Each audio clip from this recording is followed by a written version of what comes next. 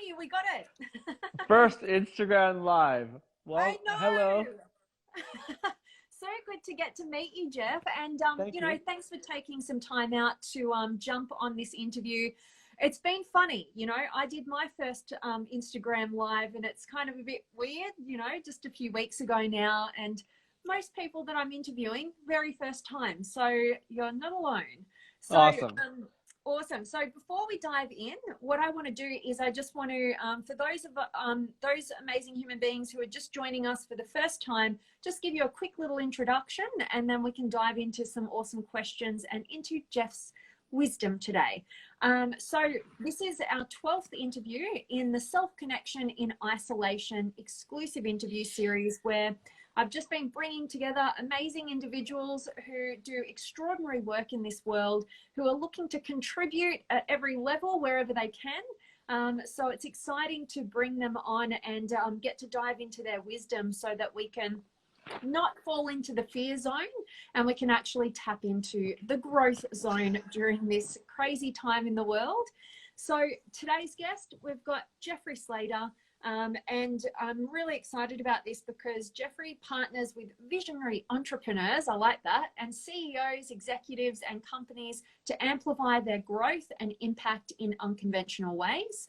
And he's had the pleasure of sharing the stage with some amazing human beings, some of my greatest mentors, which is pretty cool, like Sir Richard Branson, Tracy. You guys know Dr. John Demartini from one of our interviews in this series, Frank Kern, Tim Ferriss, Tony Robbins. It's awesome. So can't wait to dive into this with you today. And am I calling you Jeff or Jeffrey? Let me get it right. Jeffrey's fine. Jeffrey's fine. All right, perfect. So Jeffrey, what are you most grateful for in your life right now? I'm grateful for this time to reflect, actually, as much as at first this lockdown was kind of shocking to me and I felt a bit kind of disheartened and trapped. And then when I worked through that, I was like, oh, I'm actually experiencing a lot of gratitude for this experience, because I'm able to go and not be distracted and double down on what I'm here to do. I love that. And definitely a common theme with people that I'm connecting with right now who are, into their personal development. It's like, all right, yeah, okay, we've been hit with the challenge. Now, how do we find the opportunity? So love hearing that. And I'd love to hear if you could just let some of us know, we know a little bit about, some people might not have come across your stuff, other people may know you very well, but just to let people know a little bit about the work that you do and what inspires you so much about what you do. So typically my clients are coaches, consultants that generally could be making 6 figures. They want to make 7 figures doing that, and they want to do it without the hustle. And actually get their time back so they can focus on themselves and work on themselves, and then bring better services to their clients, and also be in better service to themselves. So generally my clients are that. I've been doing this 15 years. I have had the privilege of working with incredible thought leaders all over the world, over 3 million people, and written a best-selling book as well. And also made a lot of mistakes and had a lot of wins. So I'm still always learning. But I would say that what inspires me the most right now is this inflection point in life right now for humanity. This is a very inspiring time, and because we have the choice to choose how to perceive it, and right now many people are getting confronted with that choice, and they get to perceive: is this a time of struggle, or is this a time of opportunity? And this is a time of opportunity for many of us. I love that. And it really feeds into the next question that I had for you, actually, because I'm bringing on amazing human beings like yourself we're all so different. We have these totally different areas of expertise, and we view and perceive the world through totally different lenses. The commonality is that we're always looking to grow and find the best and use it to our advantage. But I wonder if you could share with us all, through the lens of your expertise and the realm that you're in, your perspective on this COVID-19 pandemic, and how we should be perceiving it in a way that will actually empower us through this time. It's a big question. Perceive Yeah. it. So it's good. It's good. So how do I perceive it? And this is in no way how other people need to perceive it. This is just my journey. Sometimes I get confused if I'm actually in lockdown or if I'm on home arrest. Not sure which one is. And I think at this point, if people aren't asking questions about themselves, their life, and where they give away their power, I think that they may want to start asking deeper questions, questioning themselves, where they give away their power and their own experience of life, where they make other people responsible for their happiness, other people responsible for their money, other people responsible for their overall sovereignty in their life. When it's really, this is the time when perhaps we get to question that and go back to the original premise of what it is to be a human being. And as we start to discover that, we start to strip away the culture that we've been indoctrinated by. So essentially, culture, the etymology of the word culture, is a cult. And as we strip away that culture that may not have our best interest in mind, then we start to discover what we're here for, and we get to realign ourselves with the aim of what's possible, and we get to move from looking at the world from looking at the world as something that was and looking at it like it was normal, when in fact it was completely abnormal. So to look back at the world as if things were normal is actually abnormal, when in fact what we're doing is we're moving from logic to imagination. Einstein says logic will get you from A to Z, imagination will get you everywhere else. So what if actually it's our opportunity to imagineer a new future for ourselves, where our greatest gift as human beings is our imagination? And perhaps, I found it interesting when I was in school that the teacher would sometimes, and the teacher in the education system would actually have me have the experience that my imagination was something wrong, it was broken, or the ability to feel things or sense things that might not be seen in the logical world. And that was tended to be beaten out of us as kids, when in fact actually that's our biggest gift and our biggest asset. Potentially, who knows, maybe everything's inverted. Maybe maybe majority of what the mainstream says is not actually what the way it actually is. And so what I've discovered is that there's a sense of deep inversion that's actually happening in the world. And so recently it was interesting is that in Michigan they said you can't plant seeds. Maybe that's when you can't go out and plant seeds, you can't do this. So maybe it's time to plant our own food. I don't know, but it's also the greatest opportunity as well for entrepreneurs, people that have had jobs which they were miserable in, and now they might have lost their jobs, or there's people that are entrepreneurs who where they get to level up and really go after what they do. There's really Robert Kiyosaki talks a lot about how there are peacetime leaders, warriors, and then there's people that when there's a war, they actually rise up quite a bit more. And so potentially this is the rise of like the spiritual warriors, but I don't want to get too esoteric on you, because I don't mean spiritual like bypassy, like love and light crap. What I'm actually talking about is actually potentially the real light work is the shadow work. And so as we do the work on our shadows, then we can't help but see our shadows start to present itself. And then we make the mistake of thinking that these institutions and this situation is actually outside of ourselves, when really it's an inner game. Many people have been focused on trying to save the world, when in fact actually that's their shadow, and it actually is a distraction from doing the work on themselves. So as we begin to project our save the world complexes on the world, then now we're being faced with, now we have to work on ourselves. So as we start to reignite the imagination within ourselves, we get to imagineer a new future, but it begins with us. Each one of us sitting, listening to this and all of this. And people don't need to agree with me, it's fine. I'd rather have the whole world against me than my own soul, as Demartini says. Wow. Oh my gosh, you just threw so much wisdom out there. I've already got a whole page of notes right now, because that's so cool. And I'm really grateful that I've got you come on, because I think it's so empowering to actually hear such a different perspective and just kind of wake us up. Just, we don't necessarily have to fully believe what we hear from anybody, but get a challenge to your current sphere, like your mindset. And I feel like that's what you just shared right then, in terms of, even looking at the word culture and looking at it as a cult, and seeing this opportunity to be kind of rattled and shaken from our habitual patterns, to kind of get out of the realm of probability and get into that realm of possibility. And I love your concept of Imagineer. You know, it's your turn to just design your life how you want it, using that imagination and taking full responsibility of that from the inside out, rather than relying on these external sources. So, oh my gosh, I feel like we could go down some really cool rabbit holes with what you've just shared right then. But tell me a little bit more as well, in terms of, because I love this concept you brought as well, the shadow work, and how when we're trying to save the world, it's actually the projection of our shadow onto the world. And what we need to be doing is doing the internal work on that. So based on that, if we've got people in the audience right now, or we find ourselves, you know, trying to change, hating something about the world, judging something about the world, and becoming this kind of crusader, you know, in the world, how can we wake ourselves up to that and then do something that will actually have an impact on the world by taking the focus within? What would be your suggestion? Well, the first thing, so my father was and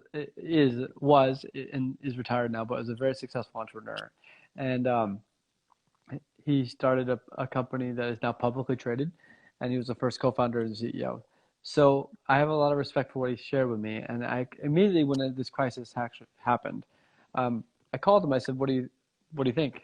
And I'm like, he said to me, he goes, whenever there's a crisis, because he's been through lots of crises before, he said, the first thing you need to do, Jeff, is actually take stock of what's actually happening. Mm-hmm. And don't pretend like it's anything other than it actually is. Businesses will fail. Mm-hmm. There will be panic, and you need to take stock on the actual situation. You have to take stock now. And then I called up, and they said the next step is you have to build a plan on what you're going to do about it. So mm-hmm. what I actually did is built a 90-day plan, because I was like, I anticipate this being 90 days. So I made a 90-day game, put a flip chart up, and a 90-day game. And I know that all parts affect the whole. So essentially what I'm saying is that I know if I double down on my health, it'll affect my business. I know if I change, if I deepen my relationships, then it'll affect my relationship with myself. So I made a plan, and it affected all domains for 90 days, and I came up with specific and measurable goals to hit during these next 90 days to keep me focused.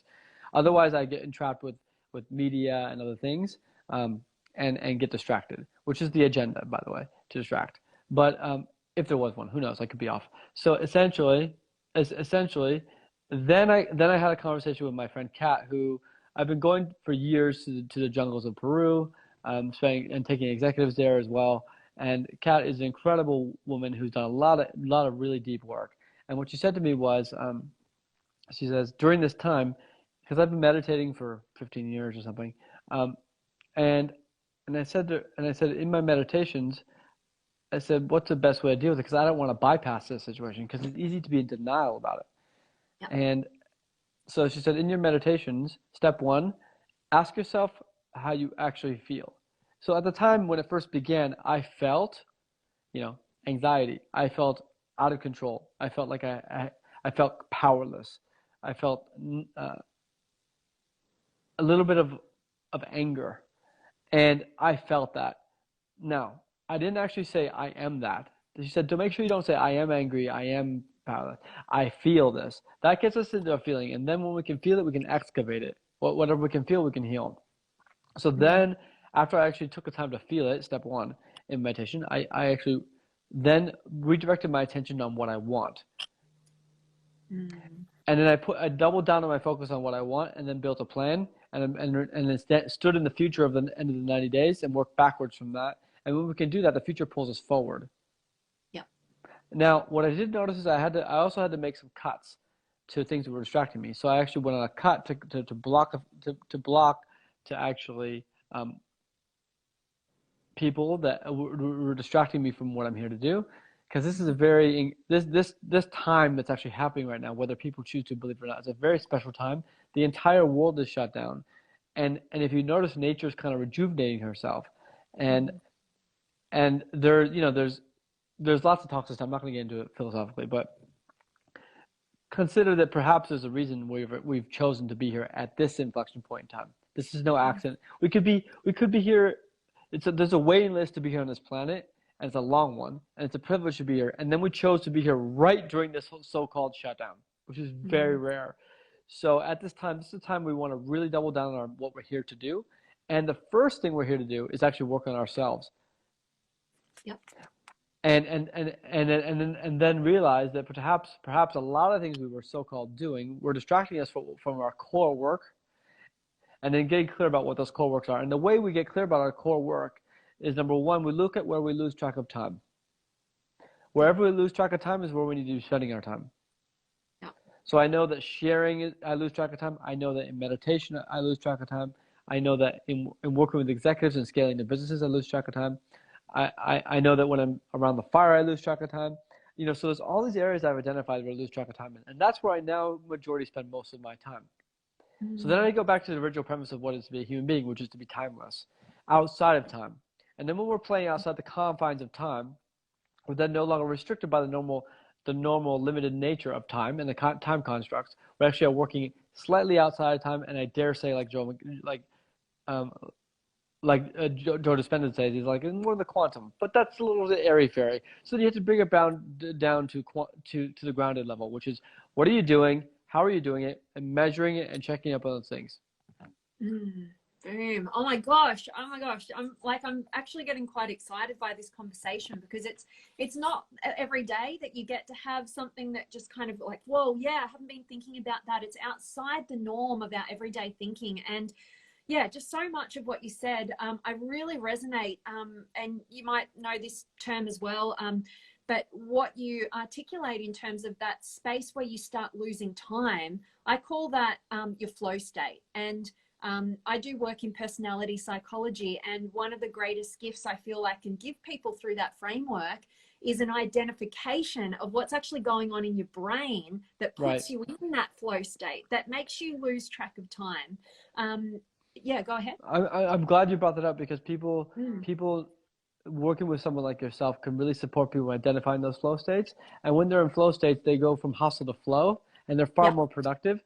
And in fact, Frank Kern, the highest paid internet copywriter in the world, did a whole study for on the difference between hustle versus flow. And he noticed that when he was hustling, he was very busy being busy. But when he moved to the flow state, he spent more time planning, and then he actually got so much more done. So when we're in the flow state, we spend more time planning, visualizing, articulating, and getting clarity about the vision. And then more gets done and less stress. Yep, totally. Absolutely. And if you think about it, you know, if we're, you know, really here to work on ourselves and to get into the actions that actually create that flow for us, then we need to actually be having these sort of conversations. We need things to wake us up from the distractions that we get caught up in, the busy, you know, the hustle, like you say, so that we can actually get back on path. And so that's what it sounds like to me. You know, the perspective that you're sharing, it's like, hang on, like the world is doing pretty well while we lock down. You know, if you look at more holistically, like you said, about nature replenishing itself, and there's all these beautiful things. And this is a time for us to replenish ourselves, to replenish our mindset, to replenish our inspiration, our direction, to slow down, we've got all the time. We have no excuse to be busy all the time right now. It's cool. I love it. Awesome. Okay, so I want to ask you a question around how people out there can be keeping connection with themselves, you know, and so using this time where we could be getting caught up in the news, in the drama, in the scariness, you know, we can get caught up in everything that's, you know, coming our way, that's the next even conspiracy theory or whatever, and we lose connection to ourselves. And coupled with the fact that we're literally isolated from people. I mean, I've been in this big house right now where I am. I had to move all the way from Noosa at last minute while the borders closed, and I came back home to Melbourne. I've literally been in this big house all by myself for 4 weeks today. today's 4 That's weeks, that's you a know? bit much. It's Yeah, a that's little hard. bit much, right? So, what can we be doing? And to be honest with you, like I'm feeling more connected than ever because I'm getting to do these sort of interviews and stuff like right now, and it's really enlivening for me. I'm a little bit selfish like that, but you know, tell us what's your best strategy for reconnecting with yourself. You know, getting into maybe flow instead of that hustle. In a time where we've got external chaos, how do we create that internal stability? Well, I can only speak from my experience, and this might not be right for everyone else. So people can take it or leave it. Um, like Bruce Lipton says, our external environment can affect our internal environment, right? Mm-hmm. So the first place we need to go is how is what is our environment saying to us? You know, like is it communicating peacefulness? Is it communicating chaos? I know for myself, like I love the environment I live in. Like it's peaceful, it's quiet, there's space, so it makes a difference on my own internal ability to hear my own compass. So the first thing, step one is declutter. Now this is kind of an interesting theory. Um, I had an incredible guy I worked with around finances many years ago, and he said the first thing you should actually do is actually clean out your closet with all the stuff you haven't worn in years. I said I don't want to spend my time doing it. He goes, it'll make money, it'll make room for something new. So I just went through reluctantly and cleaned up my closet, and started making new room for stuff new. I mean, I'm talking like new clients, new opportunities, new things. Everything's holographic, and like I said, all parts affect the whole. So you change your health routine, it'll affect your business. You clean out your closet, make room for something new.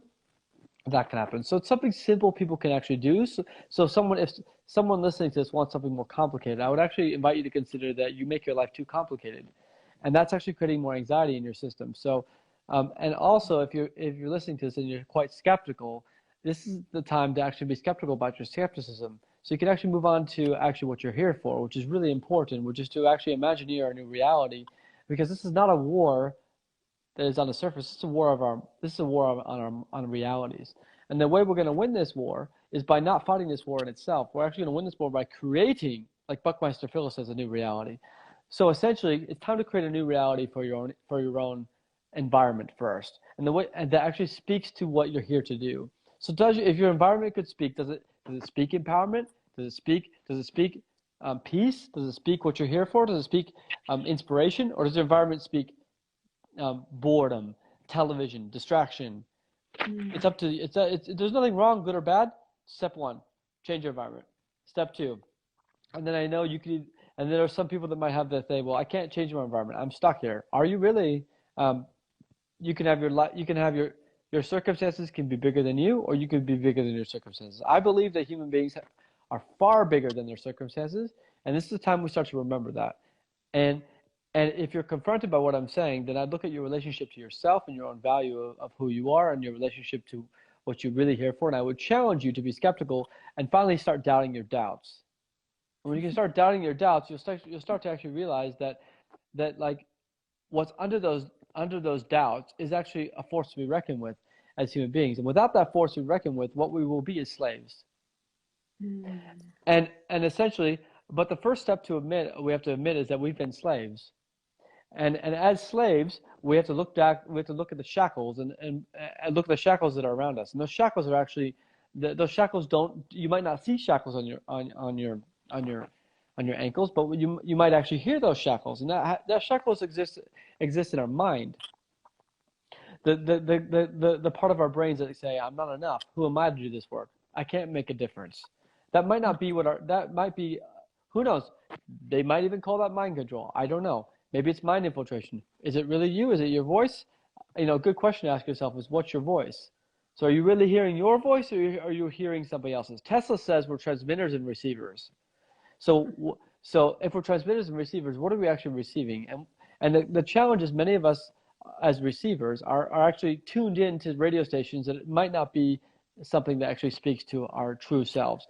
And when we tune back into the radio station called Earth and our connection to this Earth, and then we tune back into the original premise of what it is to be a human being, and we hear our own soul's voice because we are connected to nature. And we've been at odds we've been at actually odds with nature for a long time.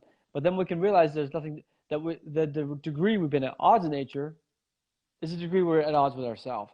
So when we reconnect to our true nature, then we're no longer at odds with the nature outside of us. And then we start living in tune with nature again. And then we start inventing new technologies that work with nature instead of against it. And then we start innovation. And then we develop an entirely new system that works in harmony with where we're going versus working against nature. And I'm not talking about everyone living in a bunch of like communes. I'm talking about a new way to live that has never been done before. And what we're standing on is a precipice of an entirely new opportunity to take everything we've learned from the ancient ways and the new ways and merge them together to actually create heaven on earth. Wow. Oh my gosh. Yeah, go ahead. Yeah. And but of course the skeptics right now, the skeptical part of yourself, what I invite you to consider is that might not be your voice. And so now it's time to actually tune up the soul's voice so it can be louder than the potential infiltration and the potential distractions, so you can actually hear your own voice again. And when you can hear your own voice again, you can start to live in tune with yourself again. And then you're no longer incongruent with yourself. And then what you birth is a new world within yourself. And you create your own culture that has your best interests and your fellow human beings' best interests in mind. And the old culture burns away the way it is right now because it didn't work, it never will work, and it's dead. Oh my gosh, I love this because it's a conscious creation of the culture, you know, rather than just being submissive to what the external world gives to us. And what I'm really hearing, because I know you've mentioned, you know, like the skeptics out there, like hearing something like this, I'm actually on the other side. And the big part of the work I've been doing in my life is coming down from the clouds and not being so idealistic. And so I can see kind of both sides here. The ultimate end game is to get into realism, but not just realism in terms of, well, that's life and I have no control over it, you know, but actually realism in terms of, hey, life can be what I make it. So what do I want it to be? I don't want to see it better than what it is. I don't want to see it worse than what it is. I want to see it how it is in terms of alignment with, you know, what I'm inspired by. How I want to live my life. What do I value? What's meaningful? What gets me into that state of flow? So it's taking back the control into the internal world and designing rather than defaulting. Cool. I love that. I love that. Awesome. Okay, cool. So the next question that I want to ask you is this around this concept of clarity. And I think we've been talking about it quite a bit. You know, you've mentioned about how, you know, you've created your 90-day plan and you work back from that. And you know that having a future that you're moving towards, a goal, a result, will actually pull you through the current period. But what would you say could be just one powerful question that each of us could be asking ourselves and answering for ourselves right now that will ensure that we have that place in the future that is pulling us through from a place of inspiration rather than defaulting and not knowing what we're doing in our lives?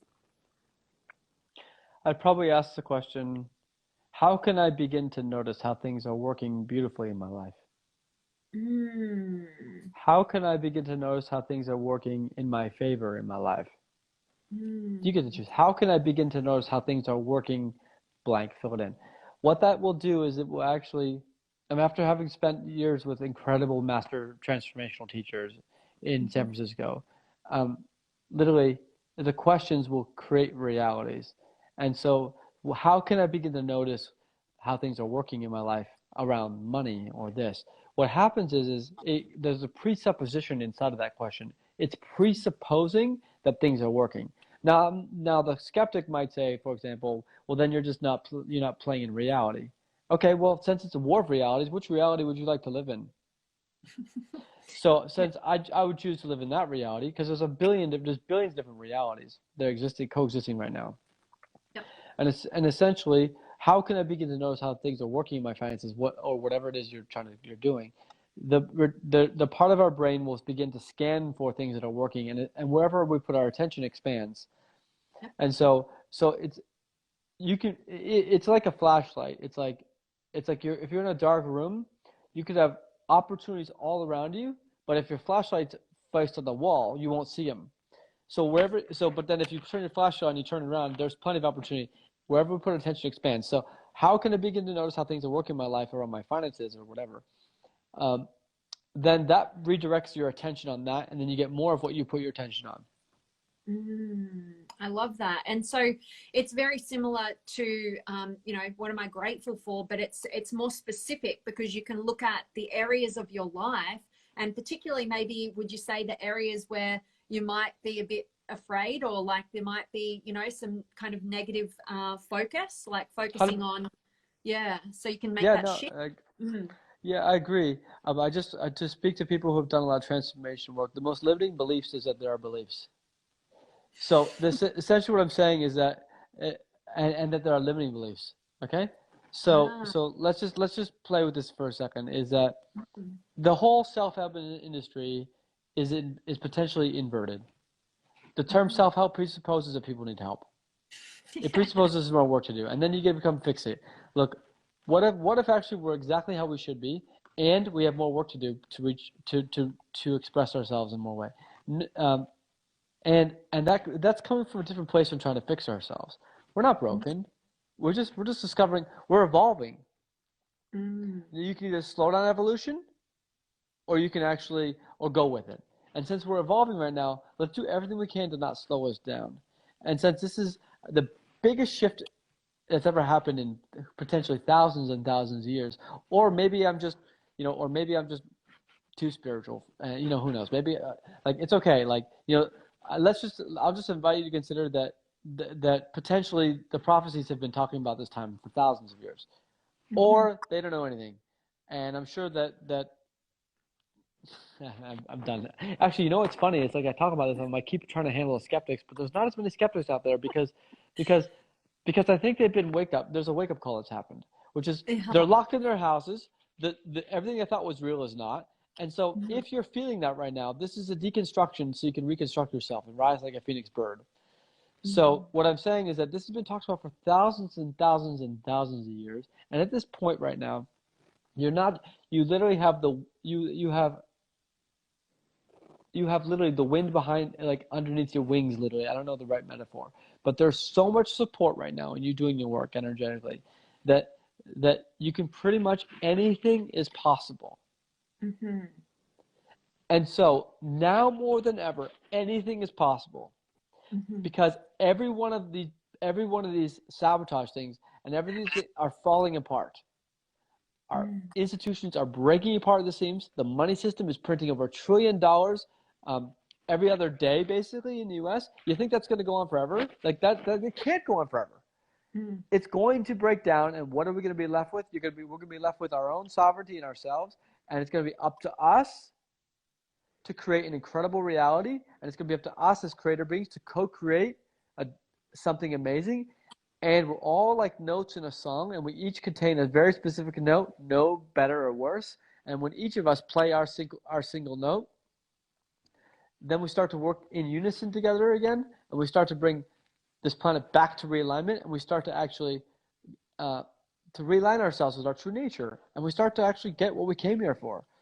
So I think I just ranted about that, but your question was about no, it was great. It was great because what we did was, and you gave us really a great insight there because you mentioned earlier to doubt your doubts, and then you also came up with who's to say a belief, there is a belief that's limiting, just saying that is a limitation in amongst itself. And I think that's it's really, really powerful. Like it kind of wakes you up with this kind of, whoa, okay, hang on. Like I've been thinking this whole totally different way. And I'm really enjoying you articulating this. And, as a side note, I view the world so much through the filter of personality psychology. And part of what you're sharing right now, I'm really inspired by it because I can see you stepping into what in that framework would call your genius state. It's part of how you're wired. It's part of your flow. And it's very able to see way out into future implications, and see how systems are working and not working. And So it's a really beautiful thing. It's a gift that you're giving me, going what you might call a rant. It's actually really, really enlivening to me, and because I'm viewing it in that way. And everybody, I'm seeing tons of comments here saying they're really, this is so awesome, thank you. And you know, people saying this is a great insight, brother, thank you for being you. And you know, right on with what people are thinking. So it's awesome. And I want to ask you, how could we all be challenging ourselves right now? Like, what's one way? And I know, I think you've given us a few mindset challenges already, but how could we challenge ourselves today so that we can be continuing to grow, or to make a realization, or to create the reality that we want? What could we be doing, and like, how could we apply it to our lives right now? Okay, for all the beautiful people who are so addicted to self-help, I would challenge you to not challenge yourself anymore. That's a good one for me. Yeah. And I would start to look at where you're coming from in your need, in our need to develop ourselves, and start to rest in that is that we as human beings are enough, whether we do anything or not. And from that place, birth what you're here to do. Not from fear of not being enough, not from fear of if you don't challenge yourself, you're not important, like you're worthless, but from a place of like, wow, like this is who we are. We're at the greatest moment in inflection point in the history of this planet. And from that point, we will birth for creation's sake, creation for creation's sake, not for a place of I need to develop myself. I need to be more. No, you don't. But birds sing because they sing, like Alan Watts says. Why do they sing? Because they sing. We create because we create. That's who we are. And as creator beings, we have a responsibility to create this new reality. So we can actually win the war by creating something entirely new to make the old obsolete. But it will not work from a place of fear or not enough. It will work from a place of this is just who we are. And as expressions of who we are, this is our song. Our song is to create. So let's create a beautiful world. And each of us might do this through our businesses. Like for you, for example, Vanessa, bringing in people like Dr. Demartini, who I toured India with, who's an incredible genius. And you bringing what you're here to do, just one step at a time. Each of us are doing our piece in the puzzle. No greater or worse than anyone else's. And as we do our pieces and we play and we sing our songs, we sing our souls back into our bodies, and we literally remove the trauma that has been installed into us through this crazy culture that's sick. And then we can start to acknowledge that we are sick as human beings, not sick with a virus, sick with fear. And because we're sick with fear, we are sick in our bodies, we're sick in our minds, we're sick in our hearts. And we can cure that sickness. What we'll go back to is our true nature, joy, love, and creator beings. And let's go create something that we all want to live in. Because this world that used to be, that people have adopted and made and thought was normal, is abnormal. Absolutely. Oh my gosh. I'm loving this so much, because what I'm hearing you say is a disconnection from what we've identified with in our external world, and to actually, the best thing, the greatest gift that we can give ourselves, to give to the world, whatever that is actually to reconnect with the fact that we are enough just as we are. We don't need to do anything. And it's kind of the paradox, isn't it? Because we're all in this world trying to create, we're trying to prove our worth to the external world, but through what we do. But if the moment that we actually own that we are enough just as we are, we get to, in your words, birth the very thing that we're actually here to do. And it, go ahead. No, this is good. I just want to handle the danger in because people can misconstrue that statement. It'd be really easy to just sit on your butt and say I'm enough. But the thing is to people who have been striving from the place of I'm not enough, you are enough. for the people that are sitting in a butt, not doing anything, thinking that they're gonna find out what they're made of, you're not. You are, like, we grow. They asked Michelangelo, how did you make the statue of David? He said he chipped away everything that wasn't David. This is the chipping away.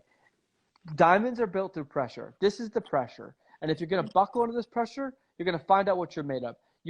Crises don't build character. They reveal character. So right now, we're going to find out what we're really made of. And if you're listening to this or you're watching this, you're somebody that is actually a creator being that is actually going to create for creation's sake and be part of the co-creation of what's new, so that the old world can never ever again be put in forward. And many of you will face adversity doing this, just like I have, and you'll have people talking behind your backs, but there's a reason they're talking behind your backs, because you're in front of them. Yeah.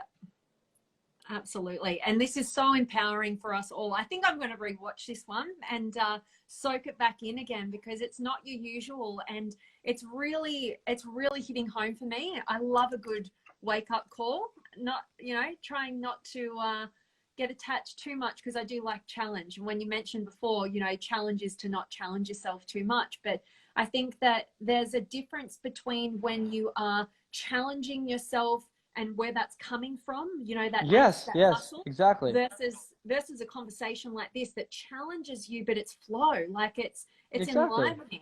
So I'm loving this, and I know we've got a bunch of comments, people absolutely loving what you're saying. Tim's saying stop challenging ourselves, woohoo. Yeah, but attach that to also. But take it out of context. Yeah. It could be like there's certain, like there's all kinds of fake news out there, right? As they say, the only thing is where you find real news is on the fake news, right? Who knows? But my point is that take it out of context. When I say don't challenge yourself, what I specifically mean is everything's a paradox, right? It's kind of like there is a time to challenge yourself, and if all you know is to challenge yourself, then just chill and discover what's under that. So it's all relative. It's to each his own. Absolutely. I think what we're hearing right now is the balance, right? If you're a go-getter, practice being at peace. And if you're a couch potato, practice getting into the go-getting a bit, Exactly. I'm so glad you brought this up, because literally, there's the Knights of the Round Table and they're sitting around the table, and their job is to go get the Holy Grail. And to each of them, their assignment. The only way they're going to get the Holy Grail, these are brave knights, is if they enter the forest in the darkest area that they're most afraid to enter. And if they don't enter the forest in their darkest area, they'll never get the Holy Grail. So each of the knights go on a journey, and they have to enter the forest in where they feel it's scariest and darkest. And they find the Holy Grail. Right now, at this point in history, in time, is when humanity goes and enters their own place in the forest where it's darkest, and they do what they're afraid to do. They realize they're way more incredible than they thought they were, which might be their biggest fear. They be seen when they were afraid to be seen. They speak up when they didn't speak up. They do what they're most afraid of doing, because that's what they need to do right now, and then they find who they are. And this is the opportunity. Boom. Oh my gosh, I absolutely love that. I was really envisioning myself standing at the forest then. That's funny. But no, that's awesome. And I think such a really great perspective to have right now, that we're all at the border of, whether we go into the stuff that actually matters, the forest, that we can actually access the Holy Grail, that connection to ourselves, so we can birth something that we're here to do and create and make our life worth living, make the most of it. And I really love everything that you've shared right now. And what I want to do, because I know Instagram Live kicks you off right at the 60-minute mark, and I've been caught out a little bit. So I know, just boom, you're off, even if you haven't said goodbye. So I'm conscious of the time, but and I also want to respect your time. I appreciate you spending it with us. But I want to ask you, I want to just dive into some of the questions, but would you be able to share with everybody just where they can find out more about you and you know, the work that you're doing, and you know, get to be around you a bit more and soak up some of your wisdom? Sure. Look, right now, if you're an entrepreneur and you want to create your own reality, your own future, I built a book for this time. It's a response to the recession. It's a guide. It's called so they can go to Get Survival Guide. I think, yeah, getsurvivalguide.com. Getsurvivalguide.com. And there's a whole like PDF I made for this time and how to actually deal with this as entrepreneurs. And if people love the philosophical side of this, they should go to a website called success2book.com. That's success2book.com. It's a whole audio book I give away for free around Success 2.0, which is what comes after success. And if you enjoyed the philosophical guide, you'll enjoy that. If you want some business stuff, go to the other one. Awesome. I'll have that all linked up, and this will be a recording I'll put across the platforms and the podcast and everything so people can access those links. So that is awesome. And I just wanted to quickly read some of these comments. Lucy said, "We are just a beautiful symphony. Each of us has a part to play." Absolutely. And Poetic Philosophy says, "Mic drop, so epic." That's while you were in your so-called rant there. And that's a righteous fire burning bright for the world. I love that. And Tim's loving it. Saravia or something. Actually, yes. he went to my college. He's a great guy. He was actually really? in my college. Sorry, yeah, I he's butchered his a good name. guy. Yeah. No, it's a tough name, but he's a good guy. Oh my gosh. I do this all the time. But yes, it is being recorded. This is going to go across the platforms, Facebook and YouTube and everything. So yeah, you'll get a copy of this if you joined us a bit late. And Graham, this is like a brand new point of view to me. Very enlightening. Oh, that's awesome to hear. Thank and Poetic Philosophy says, "One of the greatest speeches I've ever heard, spoken in the midst of it. True leadership." Love it. Thank you. Grateful for that. Definitely. And Tim says, "Do you see an integration of Eastern and Western myths in sharing your view?" You see, the great question. Actually, I respect that. The thing is the term myth is often construed as a myth and like some sort of thing that didn't happen. And if we study some of the Gnostic texts that actually exist, not the ones that are in like the actual text, then you'll start to actually discover that I'm not here telling myths.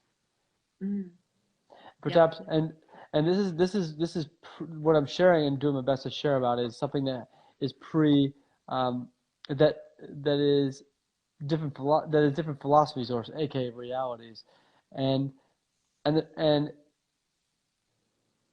so the simple version is yes.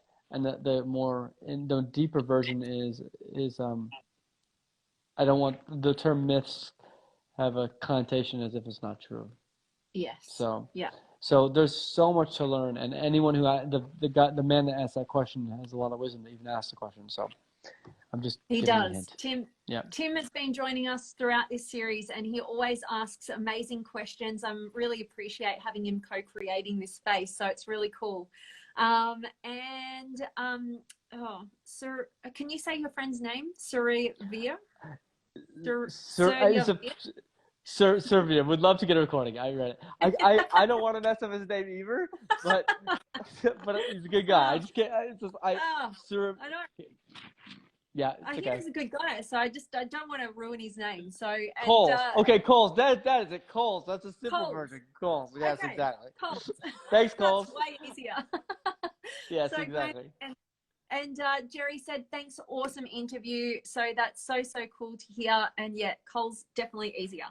So, Jeffrey, it has been such an amazing pleasure to get to meet you and connect with you and have you share your amazing perspective.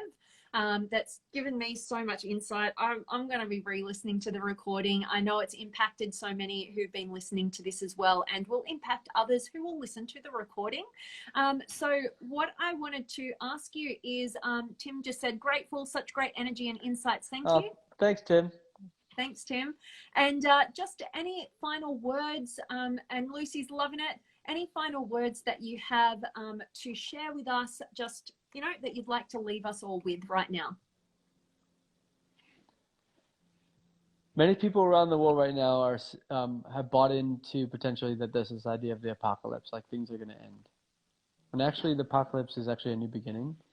And I invite my fellow human beings who I care about so much to reconsider what they're here for, and go back to really what matters in their hearts. And as we can do this together, what we'll find is a new world that is held within each of our own hearts. And each of us will do our own inner work to birth that reality within ourselves, and then we birth outward. But don't try and transmute this energy yourself, but literally do the work on yourself and be literally an amplification of what you're here to embody. So it's no longer what we say; it's actually what we embody. And so let's all go back to working on ourselves and to embodying the original meaning of what we're here for, which is love, connection, and then go in the forest to where you're most afraid to go, and let's find out what we're made of, and we will discover an entirely incredible world that we can't even comprehend. That's beyond our comprehension. And so I really truly believe in my health, in the fellow human beings around this planet, and I know we got this. And so let's keep going. Thank you. That was You're such a welcome. beautiful note to end this on, and kind of gave me shivers a little bit. Just yeah, that was so heartfelt, and I really connected with it. And I just want to acknowledge you and thank you for all of the amazing work that you do in this world and the leader that you are. And everybody getting to come into your presence and hear your amazing perspective and wisdom is definitely blessed. So thanks for showing up and birthing your amazing reality into this world as well. So much love and appreciation and gratitude for you there. Thank you, and thanks for the work you do as well. Take care. Bye, Thank you. Vanessa. Awesome. Okay, bye everybody. See you. Thanks for Bye. joining us.